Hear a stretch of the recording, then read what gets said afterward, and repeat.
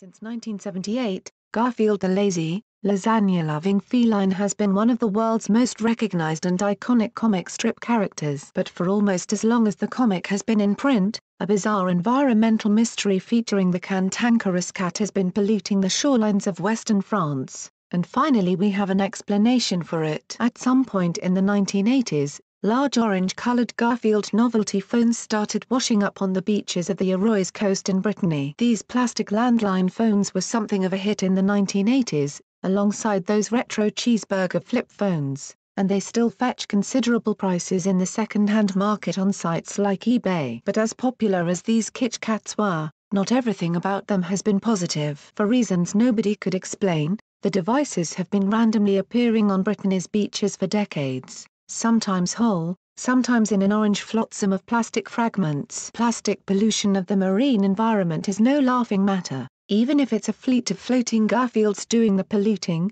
and the problem became so ubiquitous, the Garfield phone even became a symbol of plastic pollution in the region. Now, finally, we have an explanation for this bizarre phenomenon, and it turns out the source of the Garfield menace was known all along, at least by one man and his brothers. After seeing recent media coverage of the Garfield phones, this local man, René Morvan, contacted members of the anti-litter group of Il Tansour, pointing them in the direction of a seaside cave on the coast. Back when Morvan was only 19 or 20 years old in the 1980s, a powerful storm struck the coastline region. It's thought this storm grounded a ship, dislodging a shipping container full of the Garfield phones, which then got stuck, like a fractured shipwreck, inside the cave. At least, that's what Morvan and his brothers found, when they ventured inside the cave decades ago. We had to really know the area, Morvan told Franceinfo. We found a container that was stranded in a fault, it was open, a lot of things were gone,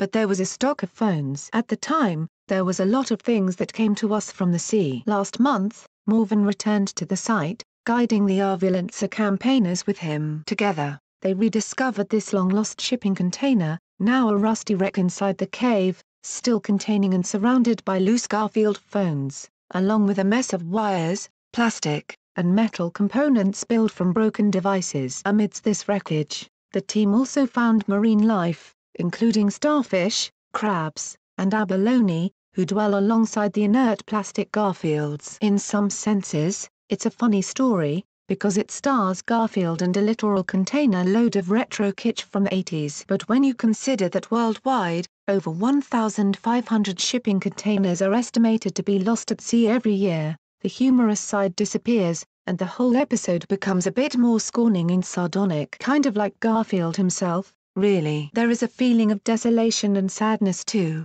of Il Tansour's president, Claire Simonin Lemur, told Franceinfo, because we can see the pollution that this represents for the fauna and flora of the environment.